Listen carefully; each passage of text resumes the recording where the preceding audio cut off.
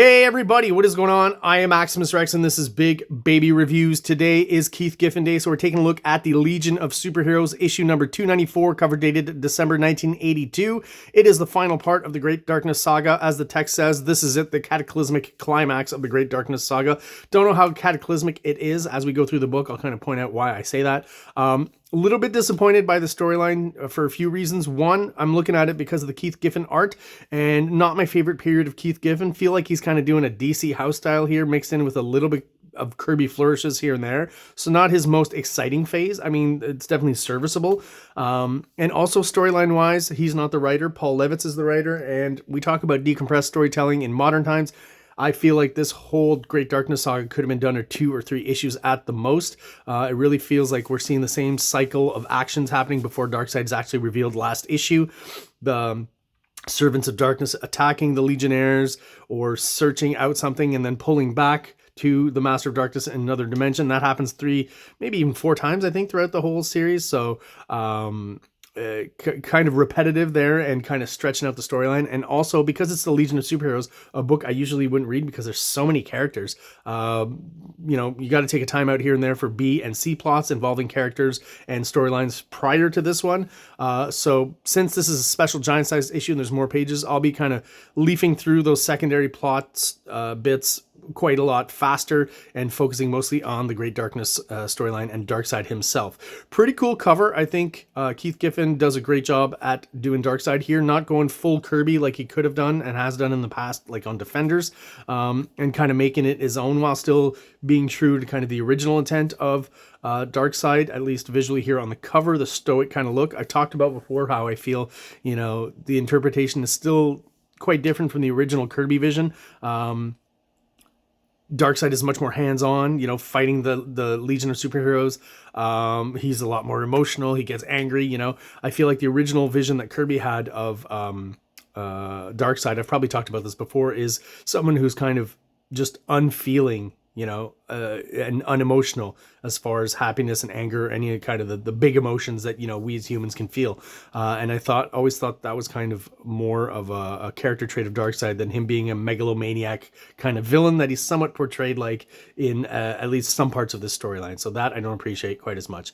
Cool cover though, where this kind of implies that Darkseid has won and the anti-life equation has taken over the Legionnaire. I keep saying that, the Legion of Superhero characters here, the team. You know, kind of procrastinating here to, not procrastinating, what's the word I'm looking for? Well, anyways, you know, bending the knee, I guess we'll put it to, or bending both knees to Darkseid here on the cover makes for a great visual. And one of the things I do like about this series, it's still early 1980s, 1982, so we're still getting 70s aesthetics here and there and 70s production values and things that they would do during that period that I think are fun and add to my enjoyment of the art in this issue and in the whole storyline. So enough about that. Let's crack her open, have a look inside. He's done this a few times. Last issue or the issue before, he worked in the title, in the image on the cover. Now he's doing it on the first splash page here, which I think looks pretty cool. Not anything that Keith Giffen came up with. Others have done it, right? You know, Will Eisner back in the day was known, maybe he's the first to do it or to kind of popularize it, working the text into the actual images in the panel. So I think he does a pretty good job here and just keeping the silhouettes simple, so the focus is actually on the word Darkseid, right? Because now we know from the last few pages of last part's issue that Darkseid is the Master of Darkness, right? Paul Levitz and Keith Giffen, writer, co-plotters, and pencilers. So I guess Levitz is doing the dialogue, Keith Giffen and Paul are doing co-plots, and Giffen is the penciler. Larry Malstead once again is the inker. John Costanza letter, and Carl Gafford is the colorist. Do like this down here, dedicated Jack Kirby with respect and thanks. And by this point, there had been a New God series, I think late in the 70s, I think, by another creative team. This might be like DC's like third kind of try at dealing with the New Gods, or at least some elements of the Fourth World and Darkseid himself. Some pretty good establishing shot here on this alien planet and this alien architecture all destroyed and stuff. Something I like throughout the whole run I've talked about are the colors and the color holds. I'm saying this again, but there's just something about the choice of colors here that still give me that kind of vintagey 70s feel that I really like. Just a lot of text to read as well, as I said. Not something I'm very interested in, so I've read kind of the major parts of the book, but not the whole thing. Storytelling wise, layout wise, I think, you know, Keith Giffen's doing a pretty good job of varying things and trying to make scenes where there's a lot of talking a little bit more dynamic and a little bit more interesting. Using the vertical panels that will become a staple of kind of 90s image comics. There's something about it where, you know, I've talked before about how I feel there's a bit of a, I don't know if there's a George Perez influence or if George Perez was influenced by this, but there's something in the layout and the storytelling that kind of reminds me on Crisis on Infinite Earths that comes a bit later, 3 or 4 years later, in mid 80s DC with George Perez drawing, that I feel like Perez took maybe some inspiration from here for some of the layouts and how to combine and have lots of, you know, multiple characters in a panel or on a page. Not that George Perez wasn't good at it before, but, you know, the cosmic overtones, I think, are a little more obvious here in the Legion of Superheroes, and maybe he took some inspiration from that. I don't know for sure, but I kind of get that vibe. And again, I'm going to skip over real quick, you know, the plot points dealing with secondary or tertiary, you know, Legion characters that maybe aren't involved in the main storyline. Here's a pretty cool splash. I think that's really well done and well composed. With all the space debris and technology kind of in the foreground and the background, and characters all over the place fighting each other. Like I said, I see a little bit of influence of this kind of layout on Crisis on Infinite Earths. This character here I thought was interesting, that literally her silhouette is just a bunch of screen tone that was cut out here. So that makes for an interesting visual. And a lot of the silhouette work that Giffen is doing in this issue that he's done in past issues as well, I think works really well. Most times he's just done a lot of these silhouettes where someone's being affected by energy, so you almost get a full silhouette, but you get kind of some of the light shining past or through, which I think works really well. Definitely more Kirby inspired stuff that I always enjoy, right? The Kirby crackle. This bit of storytelling here, just a little odd. This, what was a baby is getting older much quicker here in the B and the C plot. And now he's grown to the age of a young boy, I guess. Giffen's still struggling, I think, a little bit with making him look like a child and not an adult. That's quite a square jaw and big chin for a kid. And just kind of an unfortunate shot where it looks like the kid's like looking down at his genitals or something. He's like, hey, what's going on down there? Like I said, just kind of unfortunate. These kind of panels, always interesting to me, where there's kind of a different design aesthetic and a different look to them, where, you know, he's using the sound effect as the panel, the characters are within the panel, and then he kind of defines a whole region here in a different color, right? Just to create some sort of background effect, I guess. And the lettering and the character silhouettes are all in screen tone. So that's just kind of a fun little design experiment that I like. I think the use of screen tone here is pretty cool on behind the silhouettes of the characters here. That's a pretty cool silhouette panel there. And of course, well, the Servants of Darkness coming back once again to fight the Legionnaires. Excuse me, the Legion of Superheroes. Why do I keep calling them the Legionnaires? Did they eventually, the book, change title and become the Legionnaires? I'm not quite sure. Another child character here.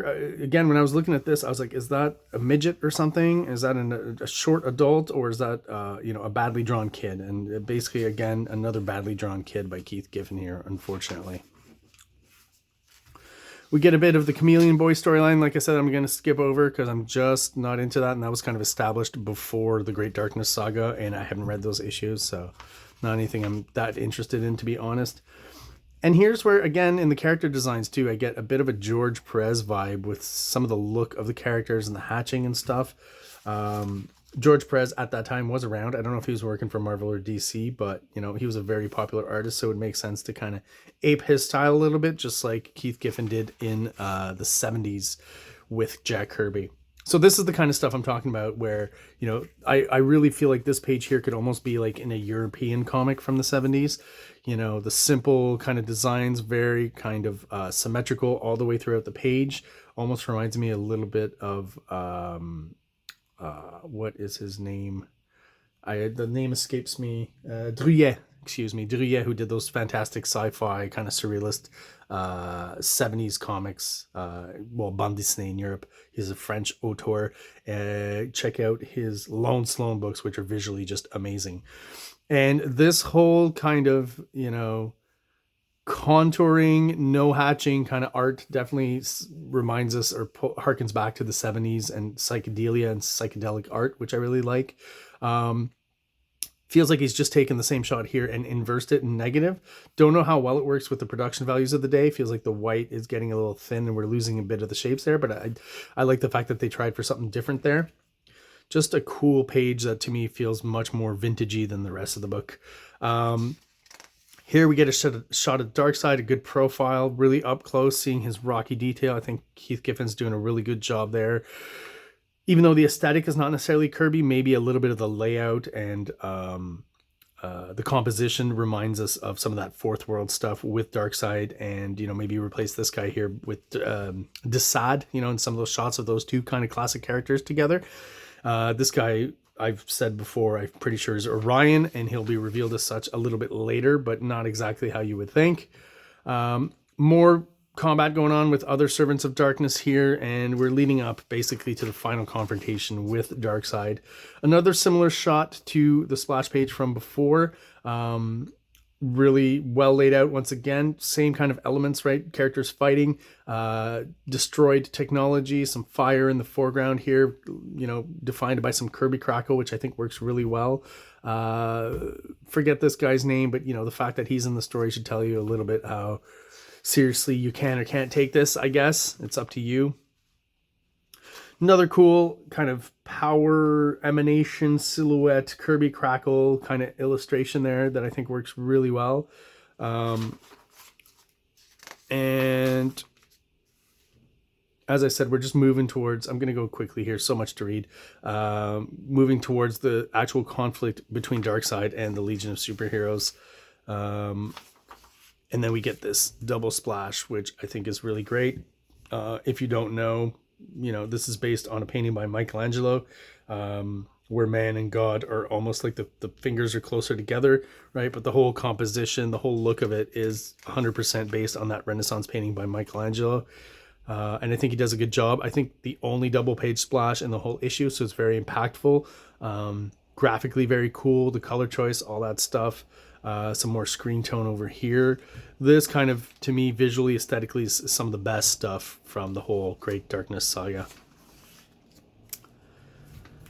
So what's interesting here is, so the Servant of Darkness that I say is probably Orion is revealed, once again, to be Orion. Later, unfortunately, we're going to find out that it was just still a creation of Darkseid, and so Darkseid, even though he's going to combat Orion here, eventually he does have the power to get rid of it, because the Servant of Darkness he was originally is a creation of Darkseid, and obviously beneath him as it comes to his powers and his actual right to existence, I guess is how I'd put it. Highfather shows up, but I think that's more just a kind of a hallucination, or tied in with the fact that Orion shows up to confront Darkseid. And if you read the original Fourth World Saga, it was always hinted at that there would eventually be the end of the Fourth World Saga would be a huge fight between Darkseid and Orion. So they're kind of, I guess, alluding to this, since it never actually happened and the Fourth World titles were canceled before Kirby could finish up. I guess they decided they'd give us a version of that. This panel here, very cool, where everything is basically energy and Kirby crackle and impact and dynamics. Just looks really cool here.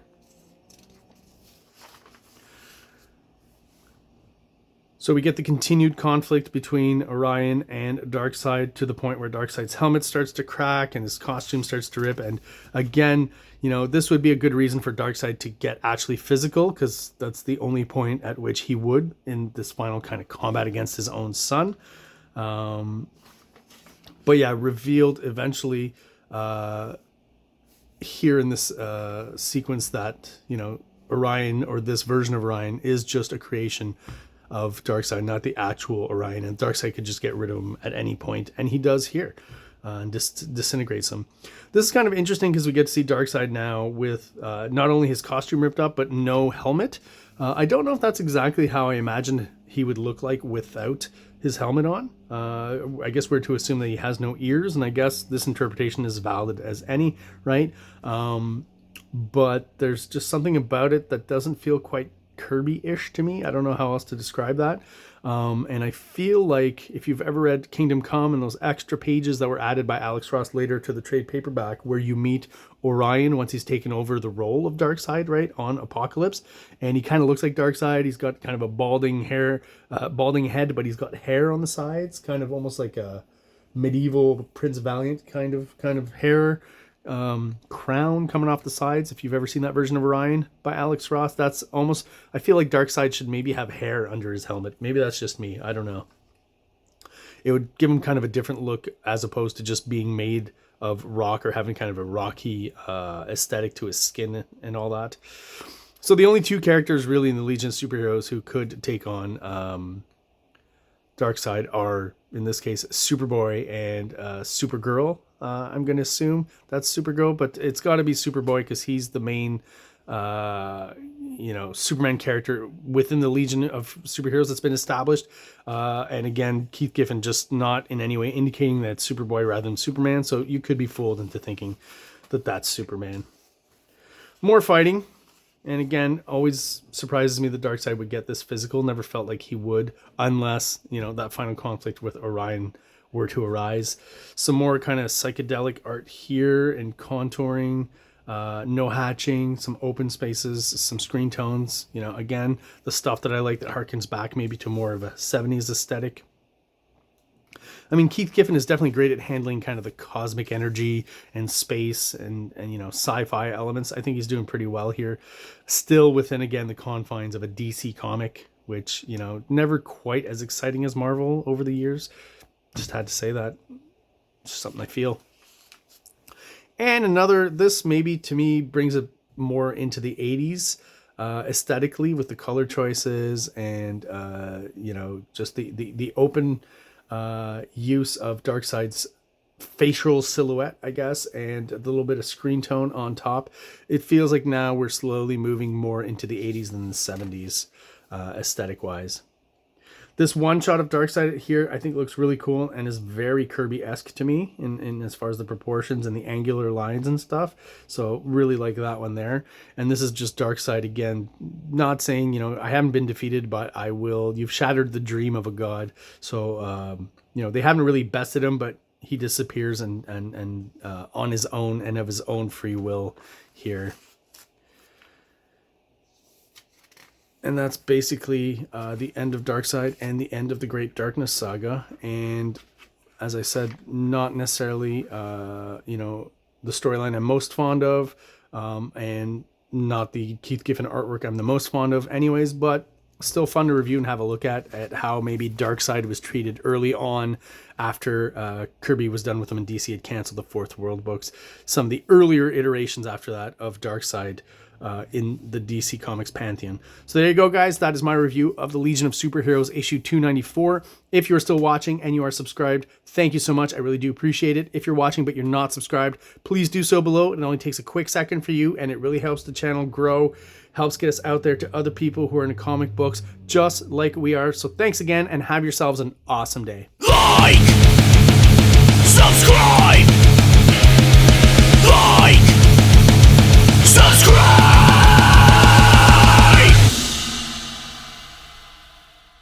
King Comics presents Big Baby, Volume 1, Issues 1 to 13, 204 pages of story and art.